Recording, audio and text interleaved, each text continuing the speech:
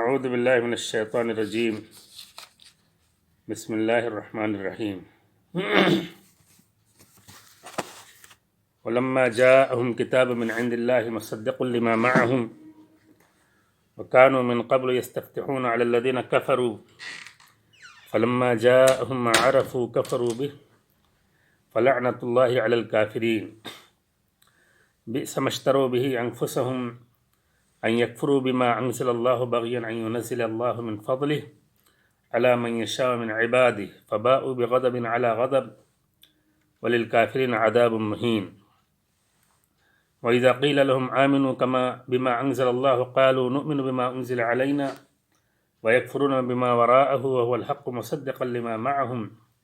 قل فلما تقتلون أنبياء الله من قبل إن كنتم مؤمنين. عزیز طلبہ، ان آیات میں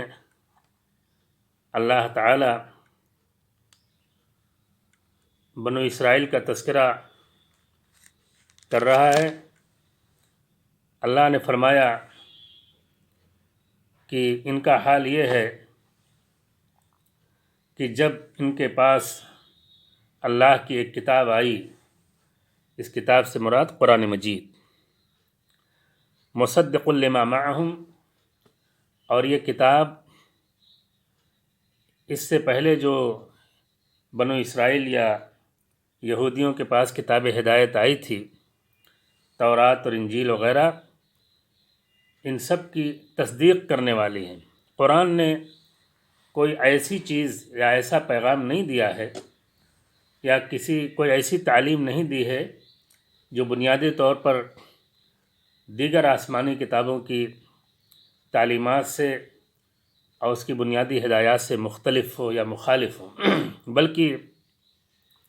قرآن مجید دو زاویے سے تورات کی تصدیق کرتا ہے. ایک زاویہ تو یہ کہ تورات اور انجیل میں اور بنو اسرائیل کے انبیاء پر جو کتابیں نازل ہوئیں، چاہے زبور ہو، چاہے تورات ہو، چاہے انجیل ہو یا اور کتابیں ہوں، ان میں آخری نبی جناب محمد الرسول اللہ صلی اللہ علیہ وسلم کی بعثت، آپ کی نبوت اور رسالت کے تعلق سے پیشین گوئی اور بشارت موجود تھی. تو آخری نبی کا ظہور اور قرآن مجید کا نزول، یہ دراصل تورات اور انجیل وغیرہ میں پائی جانے والی بشارت اور پیشین گوئی کی ایک طرح سے تصدیق ہے. اور دوسرا زاویہ تصدیق کا یہ ہے کہ قرآن مجید دراصل اسی بنیادی ہدایت کی تذکیر ہے جس بنیادی ہدایت کا علم تورات اور انجیل اور زبور، صحف ابراہیم اور ماضی میں تمام آسمانی کتابوں کا جو مشترکہ ایجنڈا تھا اور جو بنیادی دعوت تھی، دراصل اسی دعوت کی تکمیل، اسی دعوت کی تجدید اور اسی دعوت کا احیاء قرآن مجید میں ہے. تو قرآن دونوں زاویے سے تورات وغیرہ کی تصدیق کرتا ہے. کا مصدق لما معہم، ان یہودیوں کے پاس،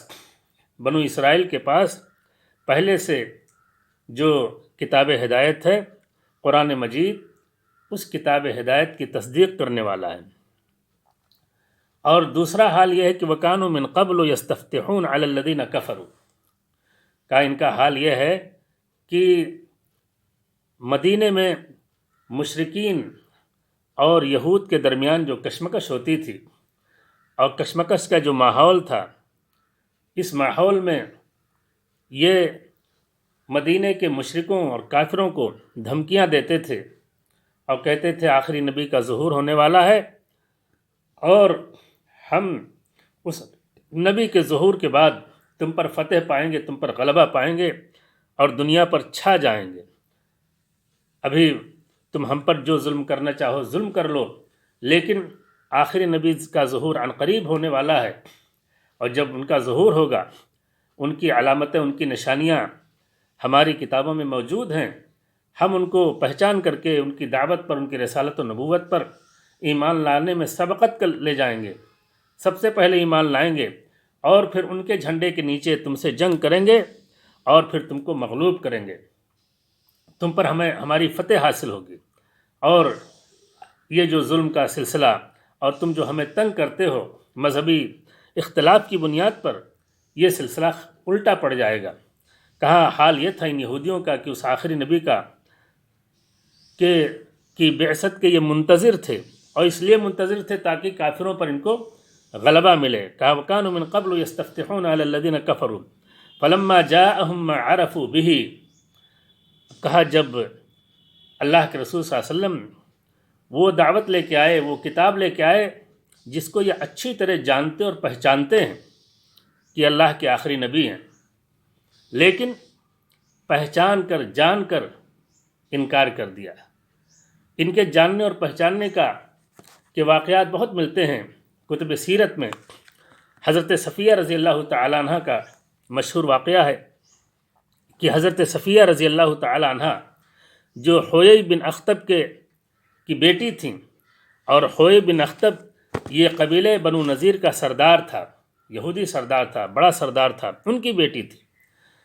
تو اور ان کے بھائی ابو یاسر تھے، حویی بن اخطب کے بھائی، جو حضرت صفیہ رضی اللہ تعالیٰ عنہ جو ام المومنین تھی، پیارے رسول صلی اللہ علیہ وسلم کی بیوی تھیں، ان کے چچا تھے۔ کہا کہ حضرت صفیہ بیان کرتی ہیں کہ پیارے رسول صلی اللہ علیہ وسلم نے جب ہجرت کی اور قبا تشریف لائے تو ہمارے باپ اور چچا کو جب پتہ چلا تو یہ لوگ صبح ہی فجر سے پہلے غلس میں، رات کے آخری اندھیرے کو غلس کہتے ہیں، کہا فجر سے پہلے جو اندھیرا تھا اسی اندھیرے میں تڑکے صبح نکل کر کے قبا گئے اور لوٹے تقریباً مغرب کے وقت، سورج غروب ہوتے وقت وہ لوٹے، اور جب لوٹے تو بوجھل قدموں کے ساتھ تھے، بڑے اداس لگ رہے تھے، بڑے غمگین لگ رہے تھے، چہرہ ان کا فق تھا، اڑا ہوا تھا۔ اور اس کے بعد دونوں بات کرنے لگے۔ کہا کہ دونوں بھائی یعنی میرے والد اور میرے چچا دونوں بات کرنے لگے، اور بات کی۔ کہا کہ میرے چچا ابو یاسر نے میرے والد سے کہا ہوا کیا یہ وہی نبی ہیں، محمد وہی نبی ہیں جن کا ہم لوگ انتظار کر رہے تھے؟ قال نعم۔ تو حویی بن اخطب نے یعنی حضرت صفیہ کے والد نے کہا کہ ہاں یہ وہی ہیں، واللہ نعم واللہ، ہاں اللہ کی قسم یہ وہی ہیں۔ پھر ان کے چچا نے کہا اتعرفہ وتثبتہ، اے میرے بھائی حویی بن اخطب، کیا آپ اچھی طرح ان کو پہچانتے ہیں اور ان کی نبوت و رسالت کا اقرار کرتے ہیں، اس بات کرتے ہیں؟ قال نعم، کہا ہاں۔ قال فما فی نفسک منہ، تو اس نئی نبوت کے تعلق سے، محمد عربی صلی اللہ علیہ وسلم کے تعلق سے آپ نے کیا سوچا، کیا خیال ہے آپ کے دل میں، کیا آپ کا عقیدہ بنے گا، کیا رویہ ہوگا؟ تو حویی بن اخطب نے کہا عداوتہ واللہ ما بقیت، کہا اللہ کی قسم اگرچہ میں پہچانتا ہوں، جانتا ہوں کہ اللہ کے یہ آخری نبی ہیں، سچے نبی ہیں، لیکن جب تک میری جان میں جان ہے اور جب تک میرے جسم میں سانس چل رہی ہے، جب تک میں زندہ ہوں، تب تک میرا جو رویہ ہوگا وہ عداوت کا ہوگا، دشمنی کا ہوگا۔ تو قرآن وہی کہتا ہے کہ وَكَانُوا مِن قَبْلُ فَلَمَّا جَاءَهُم مَّا عَرَفُوا كَفَرُوا بِهِ، تو یہودیوں کا جو عمومی رویہ ہوا وہ بجائے اس کے رسول اکرم صلی اللہ علیہ وسلم کی دعوت پر ایمان لاتے، جیسا کہ وہ پہلے مدینے کے کافروں اور مشرکوں سے کہتے تھے، ان کو دھمکیاں دیتے تھے، تو انہوں نے کفر کا رویہ اختیار کیا۔ فَلَعْنَةُ اللَّهِ عَلَى الْكَافِرِينَ، تو اللہ کی لعنت، اللہ کی رحمت سے کوسوں دور ہوں یہ کافر۔ قرآن نے یہ نہیں کہا کہ فَلَعْنَةُ اللَّهِ عَلَيْهِمْ، بلکہ فَلَعْنَةُ اللَّهِ عَلَى الْكَافِرِينَ، گویا یہ بتانا مقصود ہے کہ اللہ کی لعنت اس ناطے کہ انہوں نے جان بوجھ کر کے کفر کا رویہ اختیار کیا، تو اس کفر کی شناعت اور اس کی فظاعت کو ظاہر کرنے کے لیے اللہ تعالیٰ نے ضمیر کے بجائے ظاہر کیا، بجائے فلعنت اللہ علیہم کے بجائے فلعنت اللہ علی الکافرین کہا۔ پھر قرآن کہتا ہے بئس ما اشتروا بہ انفسہم ان یکفروا بما انزل اللہ بغیا ان ينزل اللہ من فضلہ علی من یشاء من عبادہ، کہا ان یہودیوں کا عجیب و غریب حال ہے، کتنی بری چیز انہوں نے خرید لی، کتنی بری چیز کے ہاتھوں انہوں نے اپنے جان کو بیچ دیا۔ اشترا کے معنی یہاں بیچنے کے ہیں، اشترا کے معنی اختیار کے بھی ہیں، پسند کرنا، ترجیح دینا، اور اشترا کے معنی بیچنے کے بھی ہیں۔ کہا بے سمشترو بھی انفسہم، کہا کتنی بری چیز ہے جس کے عوض انہوں نے اپنی جانوں کو بیچ ڈالا، گویا اپنی جان کو انہوں نے بیچ دیا، کس کے عوض میں؟ ان یکفروا بما انزل اللہ، اللہ کے نازل کردہ دین، اللہ کی نازل کردہ وحی سے بغاوت کو انہوں نے اختیار کر لیا اور اس کے بدلے میں اپنی جان کو بیچ دیا۔ تو جان کو بیچنے کا مطلب اپنی جان کو ہلاک کر دیا۔ اللہ کی نازل کردہ دین سے کفر اور بغاوت کا جو راستہ انہوں نے چنا، جو اختیار کیا، تو گویا اس کے عوض میں انہوں نے اپنی جان کا سودا کر لیا اور اپنی جان کو تباہی میں ڈال دیا۔ اور کیوں ایسا کیا؟ بغیا ان ینزل اللہ من فضل، صرف اس حسد میں، اس جلن میں اور اس غرور اور گھمنڈ میں، ان کے ہم جو غرور تھا کہ نبوت، رسالت یہ ہماری خاندانی جاگیر ہے اور یہ بنو اسحاق میں ہوگی۔ اللہ کے رسول صلی اللہ علیہ وسلم کا ظہور بنو اسماعیل میں ہوا، اس ناطے جب انہوں نے دیکھا کہ آخری نبی کا ظہور ہمارے خاندان سے باہر بنو اسماعیل میں ہو گیا، تو خاندانی عصبیت میں مبتلا ہو کر کے اور حسد اور جلن میں مبتلا ہو کر کے انہوں نے بغاوت اور کفر کا راستہ اختیار کیا۔ کہا بے سمشترو بھی انفسہم ان یکفروا بما انزل اللہ بغیا ان ینزل اللہ من فضلہ علی من یشاء، اللہ جس پر چاہے، جسے چاہے اپنا فضل، اپنا انعام اس پر نازل کرے۔ دراصل ہونا تو یہ چاہیے کہ بجائے اس کے کہ یہ دیکھیں کہ کس پر وحی نازل ہوئی، کس پر نبوت نازل ہوئی، کون نبی بنایا گیا، ان کو یہ دیکھنا چاہیے۔ اور مطلوب یہ ہے کہ ایک مسلمان یا اللہ کو ماننے والا یہ دیکھے کہ اللہ نے کیا نازل کیا، نازل کرنے والا کون ہے۔ اللہ نے اپنا پیغام، اپنی کتاب نازل کی، وحی نازل کی، تو وحی کا ماننے والا اس کو اگر یہ پتہ چل گیا کہ اللہ کی جانب سے یہ نازل کردہ وحی ہے، تو پھر اسے یہ نہیں دیکھنا ہے کہ کس پر وحی نازل ہوئی، میرے خاندان میں فلاں پہ نازل ہوئی یا غیر بنو اسحاق میں نازل ہوئی، بنو اسماعیل میں نازل ہوئی۔ یہ اہمیت کا مسئلہ یہ نہیں، اہمیت کا مسئلہ یہ ہے کہ نازل کرنے والا اللہ ہے، ہم اللہ کے بندے ہیں۔ تو اللہ رب العالمین نے اگر اپنی وحی، اپنا پیغام، اپنے احکام اس نے نازل کیے، تو جب ہم کو یہ یقین ہو گیا کہ اللہ نے نازل کیا ہے، تو ہمیں یہ نہیں دیکھنا ہے کہ کس پر نازل ہوا۔ اللہ اپنے جس بندے پر چاہے گا نازل کر دے گا، ہمیں یہ اعتراض کرنے کا حق نہیں ہے۔ ایک بندے کو کیا حق ہے کہ اپنے مالک سے اعتراض کرے کہ تو نے نبوت اور رسالت ہمارے خاندان کے بجائے دوسرے خاندان میں کیوں بھیج دیا، ہمارے خاندان کے بجائے ہمارے بجائے محمد صلی اللہ علیہ وسلم پر کیوں نازل کر دیا۔ یہ اعتراض کرنے کا حق نہیں انسان کو پہنچتا ہے، لیکن یہودیوں کے اندر ایسی جلن اور ایسا حسد پیدا ہوا کہ ان لوگوں نے حسد اور جلن میں انکار کر دیا۔ فباؤوا بغضب علی غضب اے فاستحقوا واستوجبوا، تو دوہرے غضب کے یہ شکار ہوئے۔ ایک غضب تو وہ اللہ کی ناراضگی کہ انہوں نے اللہ کی شریعت جو تورات کی شکل میں حضرت موسیٰ علیہ السلام پر نازل ہوئی تھی، اس کے ساتھ جو انہوں نے رویہ اختیار کیا اور مسلسل جو انحراف کیا ان کی اپنی عملی زندگی میں، اپنے قول سے بھی، اپنے فعل سے بھی، اور طرح طرح کی جو شرارتیں کی، تو اس کی وجہ سے جو غضب ان پر نازل ہوا، وہ غضب کے جو مستحق ہوئے۔ اور دوسرا غضب کہ جب آخری نبی کا ظہور ہوا اور قرآن مجید اترا، تو یہ جانتے تھے، جان کر کے، پہچان کر کے، محض اس ناطے انہوں نے انکار کیا اور عداوت اور دشمنی کا راستہ اختیار کیا کہ یہ ہمارے خاندان میں سے نہیں۔ تو کہا کہ فباؤوا بغضب علی غضب، تو یہ دوہرے غضب کے مستحق ہوئے۔ اور کہا وللکافرین عذاب مہین، یہاں بھی وَلَهُمْ عَذَابٌ مُّهِينٌ کے بجائے وَلِلْكَافِرِينَ کہا، گویا کہ ان کا جو کفر ہے بہت ہی اس کے اندر شناعت ہے، فضاعت ہے، اور بہت گھناؤنی چیز ہے، پھر اس کو بھی ظاہر کر دیا ان کے، کہا کہ ان کے لیے ذلت آمیز عذاب ہے۔ تو عذاب جو دیا ان کو وہ ذلت آمیز، اس عذاب کی خصوصیت یہ ہے کہ وہ اہانت آمیز، توہین کرنے والا، ذلیل کرنے والا عذاب، کیونکہ ان کے اندر استکبار تھا۔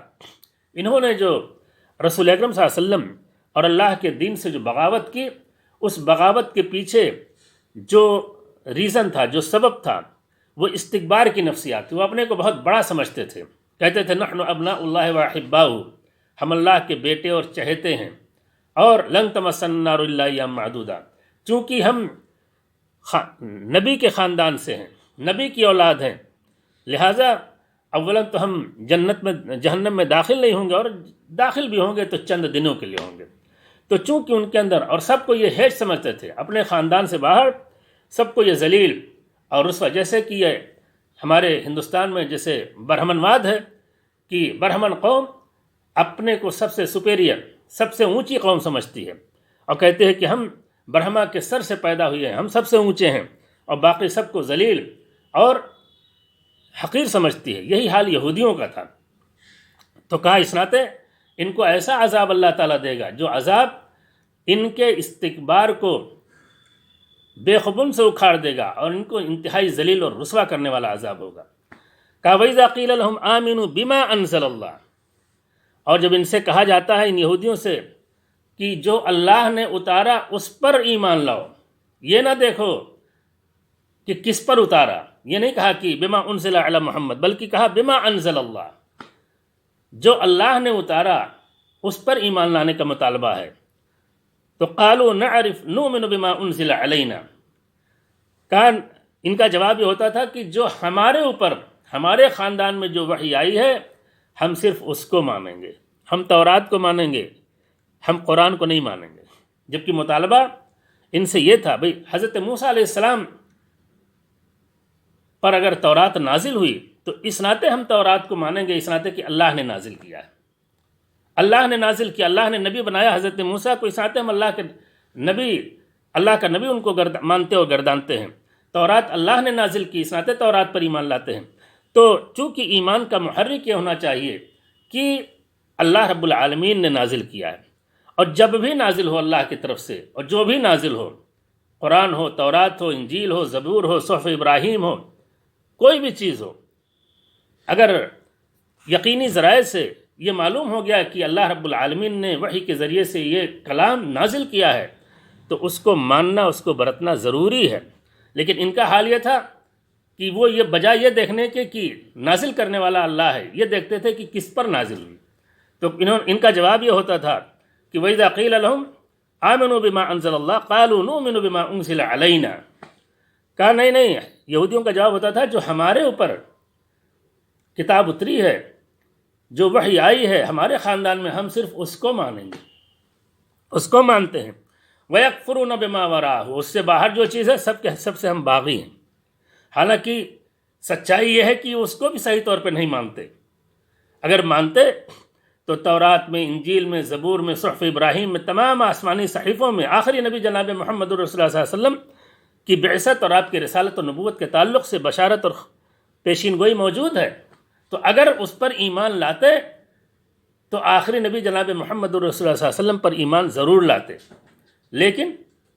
نہیں لائے۔ تو اس کا مطلب یہ ہے کہ ان کا دعویٰ ایمان یہ جھوٹا ہے۔ کہا وَيَكْفُرُونَ بِمَا وَرَاءَهُ وَهُوَ الْحَقُّ مُصَدِّقًا لِمَا مَعَهُمْ، حالانکہ یہ جو قرآن نازل ہوا ہے اللہ کی جانب سے، یہ سراپا حق ہے، اور مُصَدِّقًا لِمَا مَعَهُمْ، اور ان یہودیوں کے پاس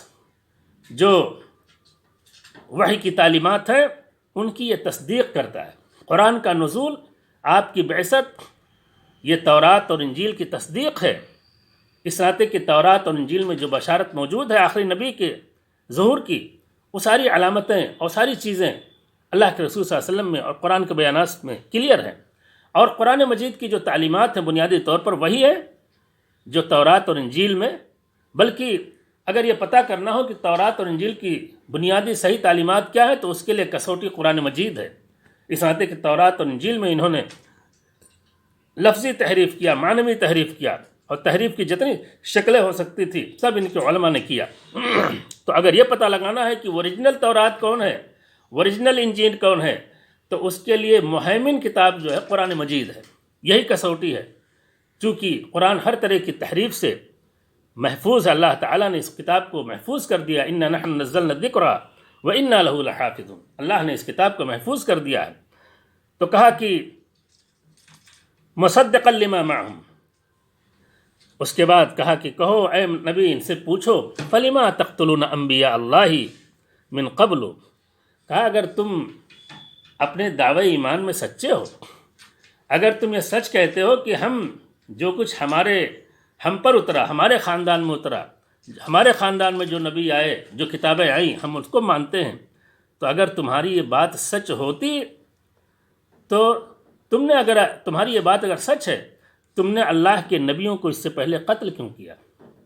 میں نے بتایا اس سے پہلے حضرت یحییٰ کو قتل کیا، حضرت زکریا کو قتل کیا، اللہ کے کتنے نبیوں اور رسولوں کو قتل تک کر ڈالا ان شریر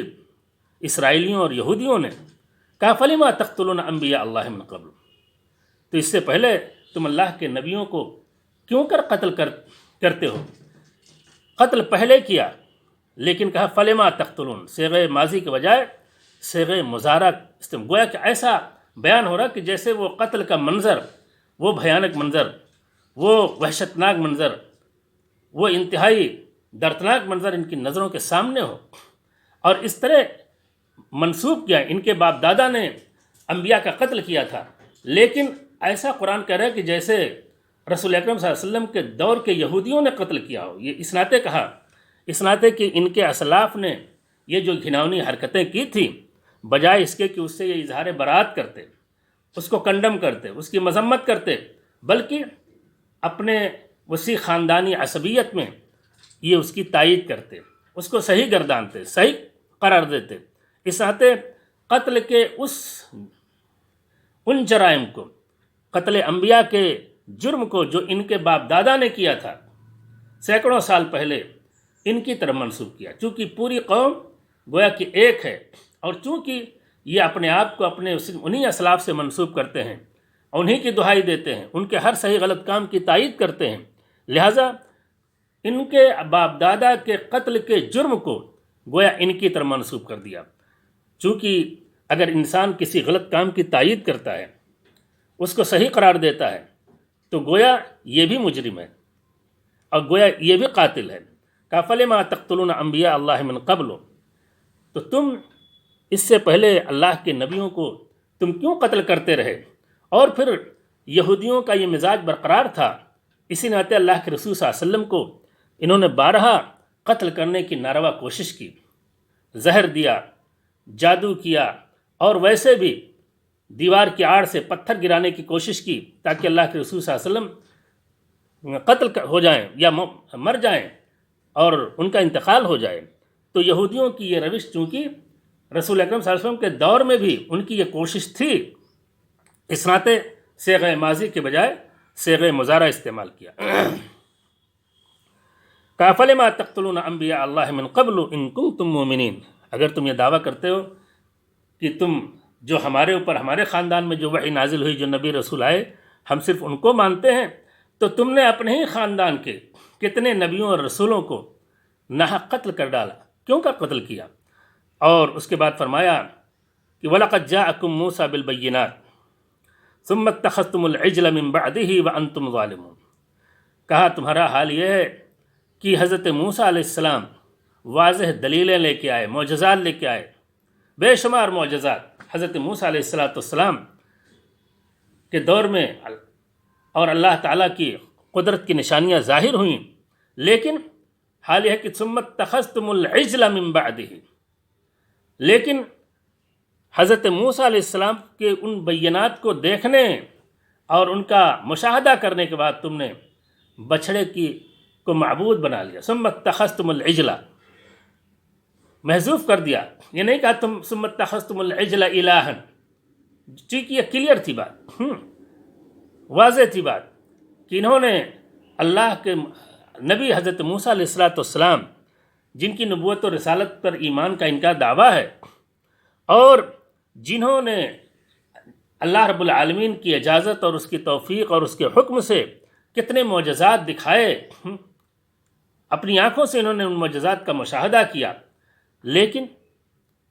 حال یہ تھا کہ اس کے بعد بھی انہوں نے شرک صریح کا ارتکاب کیا، بچھڑے کی پرستش کی، بچھڑے کو معبود بنایا، وَأَنْتُمْ ظَالِمُونَ، اور تمہارا یہ رویہ، تمہارا یہ مشرکانہ رویہ اور شرک اور کفر کا جو کام تم نے کیا بچھڑے کو معبود بنا کر کے، ظاہر ہے یہ تم نے اپنے ہی اوپر ظلم کیا، اور یہ سب سے بڑا ظلم ہے۔ ان الشرک لظلم عظیم، ان الشرک لظلم عظیم۔ اس کے بعد کہا، وقت شاید ختم ہے، اور اب انشاءاللہ ابھی یہ سلسلہ بنو اسرائیل کے تعلق سے بھی کافی لمبا ہے، چل رہا ہے۔ اور کوئی سوال وال کرنا ہے بھائی؟ ہلو ہلو، ہاں، اور خیریت ہے؟ دیکھو کوئی سوال وال کرنا ہو تو سوال کرو۔ ٹائم ہو گیا؟ اچھا، تو سب لڑکے شریک رہتے ہیں؟ اچھا، ایسا کیوں کرتے ہیں بھائی؟ ایسا ہے، تم لوگ حضرت صفیہ رضی اللہ تعالیٰ عنہ کے قبول اسلام کی پوری داستان 2 دن کے اندر لکھ کر کے 2 پیج میں، 2 صفحے میں، اور میرے واٹس ایپ پہ بھیجو۔ حضرت صفیہ رضی اللہ تعالیٰ عنہ یہ بڑے یہودی خاندان سے تھی، اللہ کے رسول نے ان سے شادی کی ہے، تو اس پوری تفصیل تم لوگ لکھ کر کے میرے واٹس ایپ پہ بھیجو اور سب کو بتا دو۔ ٹھیک، السلام علیکم۔